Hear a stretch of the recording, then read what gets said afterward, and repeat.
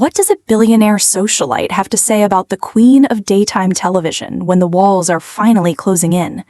In her most private moments, Ghislaine Maxwell reportedly offered a series of cryptic observations regarding Ellen DeGeneres that are only now coming to light.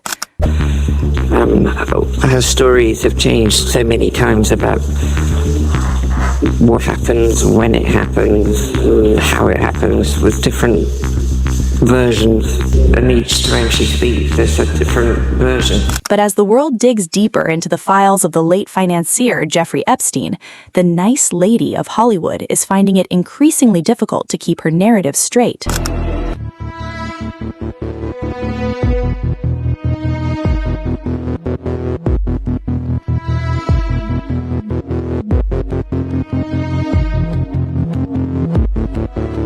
The whispers regarding Ellen's connection to the infamous private island have evolved from fringe internet rumors into a full-scale digital investigation. Public speculation now suggests that her role in the Hollywood machine went far beyond entertaining millions. Some investigators believe that high-profile figures were utilized to identify and vet young talent under the guise of mentorship, only to have those individuals funneled into a much darker network. There's a claim circulating right now that the Epstein Files reveal Ellen DeGeneres as, and I'm quoting this directly from the posts, Hollywood's most prolific cannibal, that she consumed human flesh. Ellen DeGeneres is named in the Epstein documents, and that part is real. Her name appears in the broader index of over 300 high-profile individuals that show up across the investigative materials. Flight logs, communications, third-party interviews, peripheral records. And so if I do, I don't want it to go to waste. Who will eat pizza if I... Jennifer? Yes? Harrison? Yes? All right. Too large? What do you think? I'm going to order some pizza. One of the most unsettling elements of this story isn't a leaked email, but a visual coincidence that has left researchers stunned. When images of the private island were released, eyes were immediately drawn to a blue and white striped structure. Upon closer inspection, the design language, from the color palette to the placement of the palm trees and the specific soft furnishings, bore a resemblance to the set of the Ellen DeGeneres show that was impossible to ignore. For 19 years, she sat on a stage that some claim was a psychological replica of the financier's inner sanctum. Was it a subtle signal to those in the know, or a calculated effort to normalize an environment where the world's most powerful people conducted their private business? Did you know that Ellen DeGeneres' stage set is exactly the same as on Epstein Island, with all the couches, the same colour, the same soft furnishings, palm trees, window, everything to the T? And I'm like, really? Yeah. Wow. Oh. Hey, and we're getting some up now. Getting some up now on our screen. Yeah, there's palm trees. You're right. But look at the backdrop behind her, striped building. No, Emma, there's palm nothing trees. to see here. So don't berate her. I'm not berating, I'm just saying. I'm going to look further. The public's perception of the industry's youth rituals reached a breaking point during an interview with Sandra Bullock. While the conversation was framed as a humorous discussion about high-end skincare, the details were anything but funny. They discussed a facial treatment that utilized human stem cells, specifically tissue harvested from faraway sources. While the audience laughed, the subtext was horrifying. Ellen used her massive platform to normalize the consumption of biological material derived from the young. To some, this wasn't just beauty talk. It was a public admission of the industry's obsession with biological harvesting, a theme that reappears constantly in the unsealed files. Okay, let's talk about this facial that you're obsessed with. How many, did you get the whole cast of Ocean's 8 to do this? Not everybody. Okay, good, smart ones. Just those that I thought would appreciate it. Okay, explain what it is. Well, it's this way in which one forces through microneedling. It's like a little roller with these, I think many of you know it, and it pushes through the skin and ruptures the collagen and then boosts it. You look like a burn victim for a day, but then it pushes the What are you pushing into the skin, Sandra? Carrie? What are you pushing into the skin? Well, you push in whatever the facialist would like to insert into your pores. But what is it? It is an extraction from a piece of skin that came from a young person far, far away, and they somehow figured out how to extract. It's foreskin from a Korean. When the ties between the daytime host and the island network began to surface, a series of tragedies followed. The first to depart was Anne Heche, the host's former long-term partner. Just as the show was being shuttered, Anne was reportedly working on a project titled The Silent Children, a documentary aimed at exposing global trafficking networks. Then, the car crash happened. While the official coroner's report claimed she was brain dead due to smoke inhalation, aerial news footage showed her sitting straight up on the gurney, struggling against the restraints as she was being loaded into the ambulance. It was a conscious effort captured on live television, contradicting the narrative that she was unconscious. Was she on the verge of exposing a pipeline that went all the way to the top? Ambulance, that's some sort of sign, but yes. So basically the activity that we were looking for, that anxious or that quick moving, that was going on the other side of the vehicle. Oh my gosh, he's completely alive. What the hell? By understanding how human really works, you can make a difference in the life of someone at risk.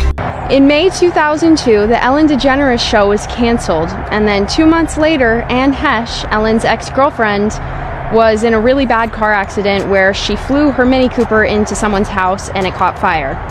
And what has never sat right with me is the cross comparison between the coroner's report and the actual aerial footage. The coroner's report says that she was unconscious until her death, after just from smoke inhalation and from being brain dead from the fumes in her brain. But if you look at the footage, she sits straight up, and that takes a conscious effort, I feel, but I'm not a scientist. I mean, I'm not a doctor. But the other thing is her other host, her co-host Twitch, died 4 months after that. And I just think that that's a suspicious amount of like close people around you dying in weird ways. But I don't know. Anyways, this is my driver. And I went to the Ellen show once, and she gave me Magic Mike Live tickets. Anyways. The second tragedy hit even closer to home. Stephen Twitch Boss was the heart of the production, but in December 2022, he reportedly offed himself in a motel just a mile from his home. He took detailed steps to ensure his plans were hidden, switching his phone to airplane mode and checking in under his own name. After months of silence, his wife revealed the existence of a note. While the details remain private, insiders claim the note alluded to the unbearable burden of his time on the show.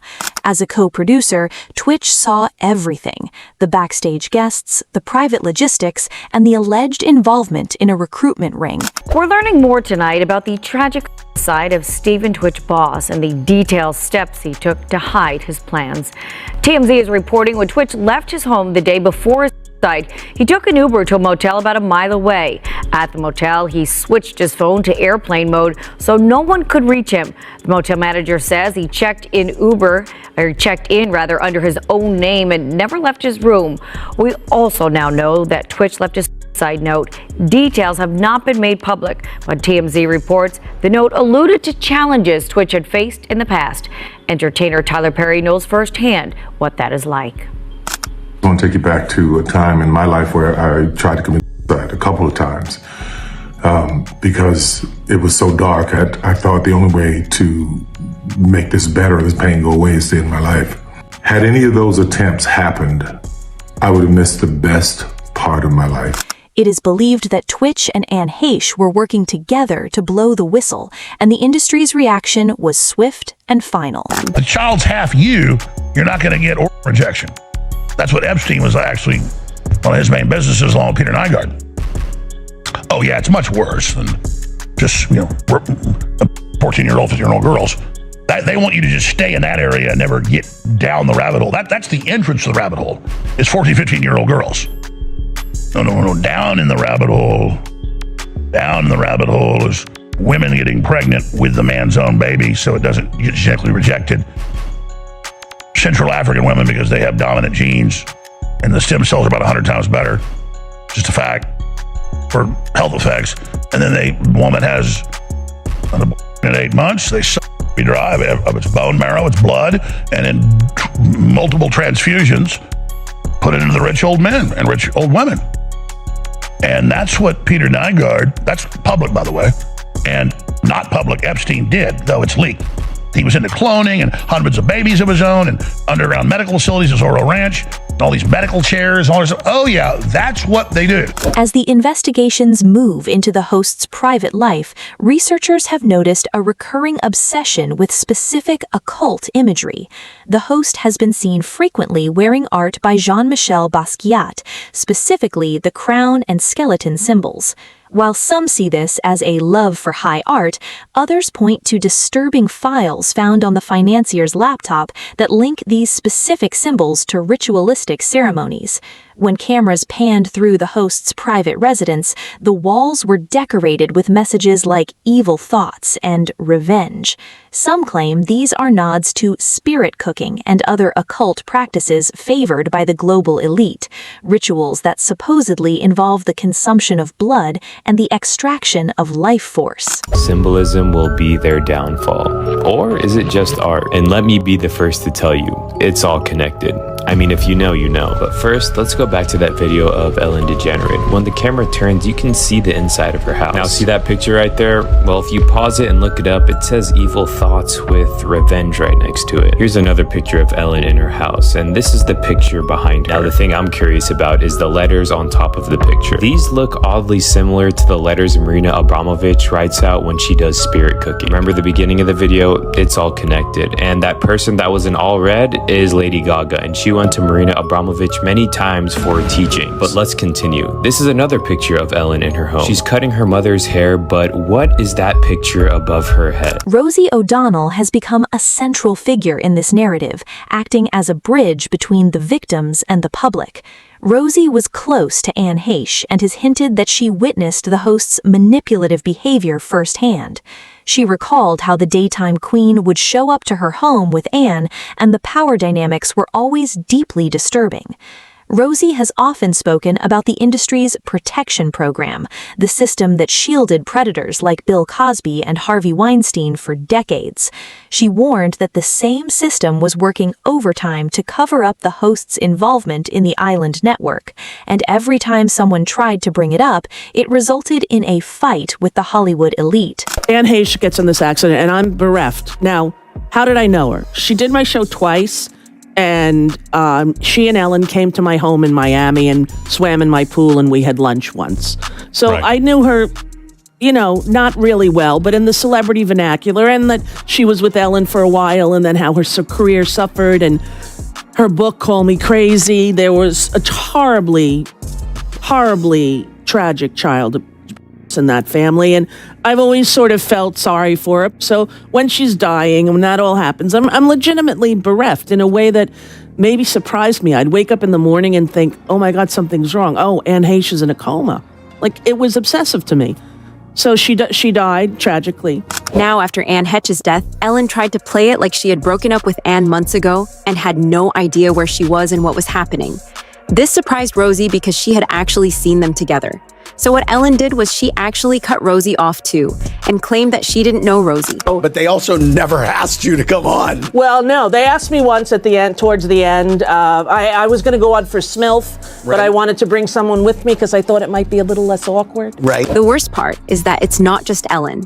Hollywood has always been like this. Rosie even recalled a story of her trying to expose Bill Cosby years before the allegations came out, but people never supported her and instead tried to cover it up. So I was not very, I was one of those people who was not surprised by all of his, the charges against him. But on The View, they would not discuss it. Every time I tried to bring it up, it became a little fight. The most shocking allegations come from an analysis of the financier's private Yahoo account. Investigators have identified over 18,000 emails spanning 2 decades, many of which use highly specific code words. One of the most recurring terms is jerky.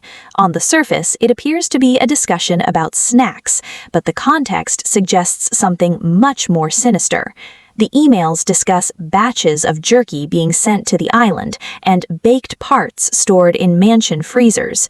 Recent rumors suggest that the host wasn't just a guest at these ceremonies, but a participant. Allegations have surfaced that after Anne Heche was eliminated, certain remains were kept in a freezer as unholy relics to be consumed in deliberate ceremonies over the years. Ellen ate her ex-partner Anne Heche piece by cursed piece, after the actress was eliminated in that blatantly suspicious car crash, while she was closing in on the Hollywood pipelines. Investigators now confirm that after the accident, Ellen pulled strings to claim Anne's body, locked it in her mansion freezer like unholy relics, and consumed her former lover in slow, deliberate occult ceremonies over the years. This is not some twisted modern fetish. This is primordial evil, clawing its way back, hidden behind red carpets, charity galas, and morning show smiles. We're teetering on the edge of the abyss. One more silence, one more cover-up, and this ancient evil devours everything. Our world, our children, our future. Jeffrey Epstein's Hollywood elite circle has been exposed as outright cannibals. Not fringe rumors anymore. Hard evidence is surfacing from the 2026 Epstein file dumps. Millions of DOJ pages packed with jerky as code for human flesh, baby parts in freezers, yacht dismemberment rituals, and eyewitness accounts of elites eating infant remains like it's a sacrament. Here is Epstein and Woody Allen, casually chatting about devouring parts and crunching like it's dinner talk. Hollywood's elite menu gets darker with every file drop. And for those willing to dig, it's all laid out in black and white. The smiling face repeatedly tied to it all? Ellen DeGeneres, the warm, relatable host who greeted millions every day while orchestrating Hollywood's darkest supply chain. For the elites, who've been hiding their vice in plain sight for years. Yes, we do consume each other's blood on occasion for ritual purposes only.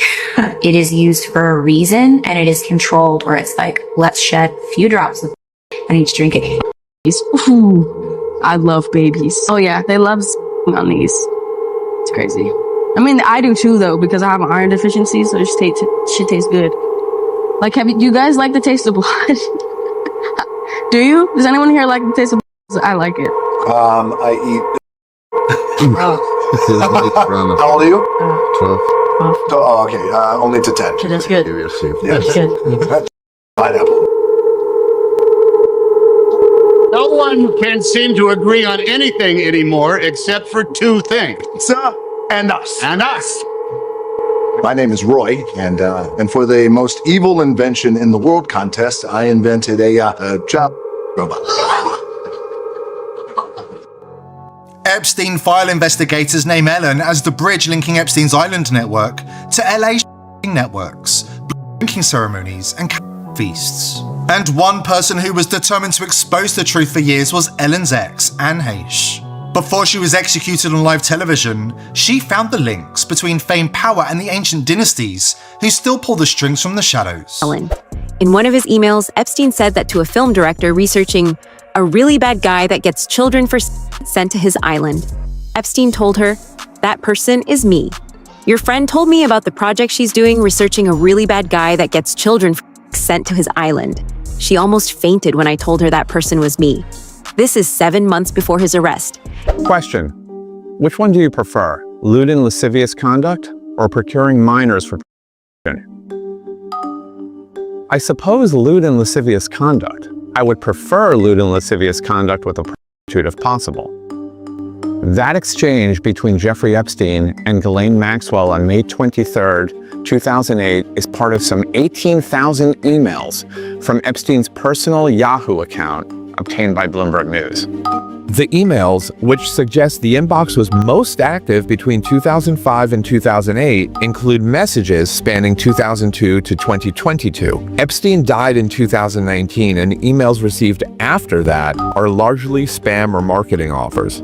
Overall, the emails offer a raw look into the disgraced financier and sex offender's world. While this inbox wasn't the only one he used, the newly uncovered emails do suggest how central Maxwell was to his life, something that contradicts her telling of events. She's characterized herself as a former girlfriend and property manager for Epstein. Ghislaine still has incredible power. Even the guards at the prison she's in are forced to obey her. Some of the inmates who served alongside Ghislaine Maxwell are now saying they were punished by prison staff for talking about her.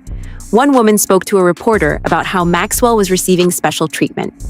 After that interview was published, the woman says she was punished. A CNN exclusive report. Some of the inmates who served alongside Ghislaine Maxwell served time alongside Ghislaine Maxwell, the convicted offender and Jeffrey Epstein's co-conspirator. Some of those inmates are now speaking out, some saying they were punished by prison staff for talking about Maxwell. One woman who spoke to CNN's MJ Lee says that she was a former inmate at the minimum security prison camp in Bryan, Texas, when Maxwell was transferred and moved there. And she spoke to a reporter about it then, how Maxwell was getting special treatment and other inmates thought it was unfair. Well, after those comments and that interview was published, this woman says she was punished. He says, did you speak to a reporter? He said, well, it's all over the World Wide Web. I waited in a cell for, I don't know, I think it was less than an hour. The warden came in, asked what I was thinking, said that her phone was blowing up all weekend. I ruined her weekend. I shouldn't have talked to them. And I did apologize. I mean, at this point, I'm a little teary-eyed. I said, I didn't mean to cause issues. I answered a question. And when I told her that my daughter had, a experience, she rolled her eyes. The only reason Ghislaine is so powerful is because Epstein's network is still active today. Thank you. You said this is the end of the Epstein, of your review of the Epstein Files. So just to clarify, is the public going to learn the identities of the men who abused the girls with the information that you're releasing? And if not, why not? And then I have a quick follow-up. I mean, you just baked in an assumption into your question that I have never said and I don't know to be true. Is the public going to learn about men that abuse these girls? What does that mean? I don't understand what that means. Well, I mean, they're the men who the young women through Epstein's Look, we said in July, and it remains as true today as it was in July. If we had information, we meaning the Department of Justice, about men who abuse women, we would prosecute them, right? We talked about the work that we're doing. That's why I said that. I said this earlier. There's this built-in assumption that somehow there's this hidden tranche of information of men that we know about that we're covering up or that we're choosing not to prosecute. That is not the case. I don't know whether there are men out there that abuse these women. This isn't just a story about a talk show host. It's a story about a primordial darkness that has taken root in the highest levels of power. From the stem cell facials to the coded discussions about jerky, the evidence suggests a global supply chain for the world's elite.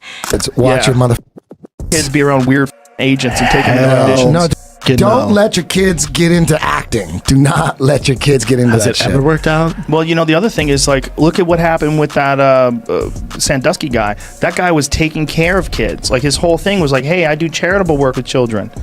I do charitable work and I take care of these kids. Camp. Yeah, I'm just all about helping kids. It's all about helping kids. They're our future. Here's the thing. He's one of many.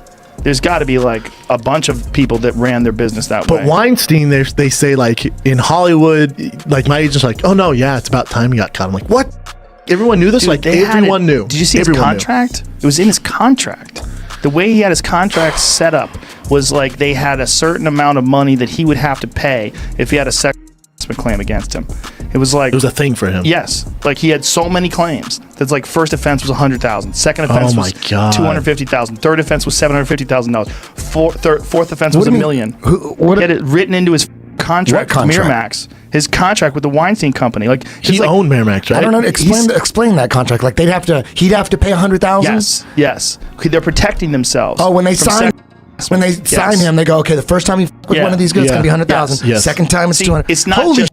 Yes, I mean it was. That's so how big of a problem it was. It was such a huge. It was so known of what he would do, and look, even Quentin Tarantino said that he did it to his ex-girlfriend. There are code words that suggest Jeffrey Epstein and his associates could maybe even be engaging in some sort of consumption. Is that human consumption? Are there code words? There's a lot of talk of beef jerky. There's a restaurant called the where the owner is listed in some of these documents. Now, that isn't a restaurant that is just proclaiming to serve human meat by any means. But some of this just, it seems that there's a lot of conspiracies that make you wonder. And I saw more emails about Twitter, and these coded conversations still have a very clear topic that Twitter was big. It was a big driver for them, and these were sick people doing very, very sick things. The evidence is laid out in black and white, from the flight logs to the architectural coincidences. Was the host a bridge linking the glamour of LA to the darkness of the private island?